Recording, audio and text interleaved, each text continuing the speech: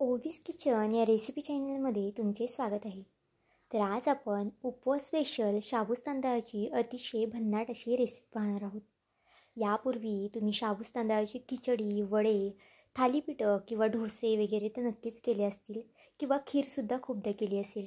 पण ही रेसिपी अशी आहे ना की तुम्ही कधीच केली नसेल, पण जर एकदा केली ना तर ज्यावेळेस तुम्हाला उपवास नसेल त्यावेळेससुद्धा ही रेसिपी तुम्ही बनवून खाल. तर चला थोडाही वेळ न घालवता लगेच रेसिपीकडे वळूयात. तर बघा, त्यासाठी आपण नेहमीचं जसं शाबूस तांदूळ भिजवतो त्या पद्धतीने आपल्याला हा शाबूस तांदूळ भिजवून घ्यायचा आहे. आता हा शाबूस तांदूळ मी रात्री भिजत ठेवला होता आणि सकाळी बघा अगदी छान असा शाबूस तांदूळ हा भिजला गेला आहे आणि अगदी मऊसूत असा भिजला पाहिजे. आता भिजल्यानंतर शाबूस तांदूळ असा आपण चमच्याने मोकळा करून घेऊया. तर बघा अगदी सुटसुटीत करून घेतलेला आहे. आता हे भांडं लहान आहे त्यामुळे मी एका प्लेटमध्ये हा शाबूस तांदूळ काढून घेणार आहे. व्हिडिओ इथपर्यंत पाहिलाच आहे आणि व्हिडिओला अजूनही सबस्क्राईब केलं नसेल, लाईक केलं नसेल तर नक्कीच एक लाईक आणि एक सबस्क्राईब करून घ्या. कारण की नवीन यूट्यूबरसाठी तुमचे एक एक लाईक, एक एक सबस्क्राईब हे खूप जास्त मोलाचं असतं. तर इथे बघा प्लेटमध्ये आपण शाबूचा तांदूळ काढून घेतलेला आहे. आता यामध्ये मी 2 उकडलेले बटाटे घातलेले आहेत. बटाटे छान असे मऊसूत उकळून घ्यायचे आहेत आपल्याला आणि ते हातानेच कुस्करून घेतले आहेत. आता ही रेसिपी मी 2 जणांसाठी करत आहे, त्यानुसार साहित्याचं प्रमाण घेतलेलं आहे. पण जर तुम्ही जास्त लोकांसाठी करत असाल तर प्रमाण तुम्ही इथे वाढवू शकता. आता बघा हिरवी मिरची घातलेली आहे. 8 ते 9 मिरच्या इथे मी वाटून घेतलेल्या आहेत. तुम्हाला जर कट करून घालायच्या असतील तर एकदम बारीक अशा कट करून घातल्या तरी चालतील. आता बघा शेंगदाण्याचं कूट घातलं आहे. अगदी जाडसर असा कूट ठेवलेला आहे. जास्तसुद्धा आपल्याला बारीक करायचं नाही हा कूट, थोडासा जाडसरच ठेवायचा आहे. आणि भाजलेल्या शेंगदाण्याचा शक्यतो यामध्ये कूट घालायचा आहे आपल्याला. चवीनुसार मीठ घालून घेतलेलं आहे आणि अगदी थोडीशी साखर घातलेली आहे. साखरेऐवजी तुम्ही गूळ घातला तरी चालेल. गुळाने तर अजूनच जास्त या रेसिपीला चव येणार आहे. आता बघा हातानेच हे छान आपल्याला मिक्स करून घ्यायचं आहे. जर तुमच्या हाताला तिखटामुळे जर आगाग होत असेल तर तुम्ही हातामध्ये एखादी प्लास्टिकची पिशवी वगैरे घातली तरीसुद्धा चालेल, म्हणजे हाताची आग होणार नाही. तर बघा व्यवस्थित असं मी हाताने मिक्स करून घेते. नक्कीच ही रेसिपी तुम्हाला आवडणार आहे आणि आवडल्यानंतरसुद्धा मला कमेंट करून सांगायला तुम्ही विसरू नका. ही रेसिपी तुम्ही उपवासाच्या दिवशी नाही तर आधीमध्ये कधीही करून खाऊ शकता, इतकी जास्त भन्नाट लागते. तर बघा हाताने मी ही छान पीठ मळून घेतलेलं आहे. आता इथे मी पुन्हा सांगते, आपण वडे, थालीपीठं किंवा मग खिचडी वगैरे काही करत नाही, अगदी वेगळी रेसिपी आहे. तर बघा पीठ थोडंसं चिकट हवं, त्यामुळे बटाट्याचं प्रमाण थोडंसं तुम्ही वाढवा.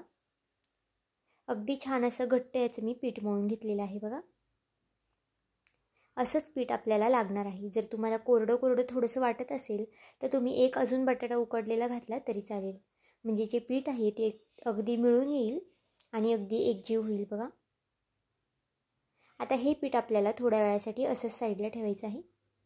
तोपर्यंत आपण गॅसवरती एक कढई तापत ठेवूया. तर बघा गॅसवरती कढई तापत ठेवलेली आहे आणि तेल असं कडकडीत तापून द्यायचं आहे आता आपल्याला. आता याच्या आपल्याला छोटी छोटी भजी सोडून घ्यायची आहे. आपण नेहमी शाबूस तांदळाचे वडे वगैरे करतो, ते थापायलासुद्धा खूप जास्त वेळ लागतो. कधीकधी तुटतात, फुटतात, त्यामुळे तेलसुद्धा खूपदा अंगावर उडतं आणि कधीकधी शाबूस तांदळ जर वडे फसले की ते तेलकटसुद्धा होतात आणि कुरकुरीतसुद्धा होत नाही. पण जर तुम्ही अशी भजी केली ना तर ते अगदी कुरकुरीत अशी होते आणि करायला म्हणाल तर अगदी सोपी आहे. अजिबातच खाली चिटकत वगैरे नाही किंवा फुटतसुद्धा अजिबातच नाही. तर बघा अशा पद्धतीने छोटी छोटी भजी इथे मी सोडून घेतलेली आहे. ज्यांना अगदी कुरकुरीत वडे आवडतात किंवा मग कुरकुरीत अशी भजी आवडेल त्यांना ही रेसिपी तुम्ही नक्कीच बनवून द्या. लहानांपासून मोठ्यांपर्यंत सगळेच जण ही रेसिपी अगदी आवडीने खातील. तर इथे बघा कढई थोडीशी पसरटी आहे, त्यामुळे मी इथे जास्त भजी सोडलेली आहे. पण शक्यतो जास्तच सोडा, कारण की ही भजी अजिबातच चिटकत वगैरे नाही. आता गॅस स्लो न करता आपल्याला फास्ट गॅसवरतीच ही भजी छान अशी तळून घ्यायची आहे. अगदी कुरकुरीत होतोपर्यंत तळायची आहे.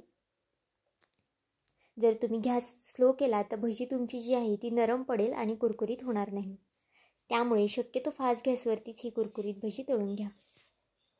तर इथे बघा भजी तळून झालेली आहे आणि बघताच किती जास्त कुरकुरीत दिसत आहे बघा.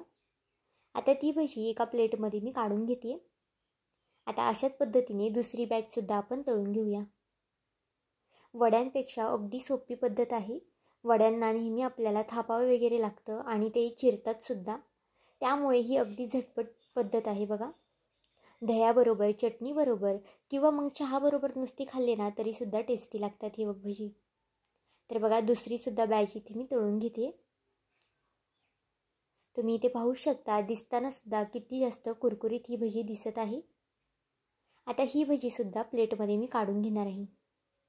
आता या भजीचा तुम्ही नक्कीच आवाजसुद्धा ऐकू शकता, कारण की खूप जास्त कुरकुरीत खुसखुशीत ही भजी झालेली आहे बघा. आता ही भजी मी इथे दह्यासोबत खाणार आहे. तुम्ही चटणीबरोबर, दह्यासोबत, चहाबरोबर किंवा मग नुसती खाल्ली ना तरीसुद्धा छानच लागणार आहे. नक्कीच एकदा करून बघा. अतिशय सोपी रेसिपी आहे, अगदी झटपट बनणारी आहे. या एकादशीला तर ही रेसिपी नक्कीच झाली पाहिजे. तर आजचा हा व्हिडिओ तुम्हाला कसा वाटला हे मला नक्कीच कमेंट करून सांगा. आणि जर चॅनलवरती नवीन असाल तर चॅनलला एक लाईक, एक सबस्क्राईब करायला विसरू नका. भेटूया आपण पुन्हा एका अशाच व्हिडिओमध्ये. तोपर्यंत बाय.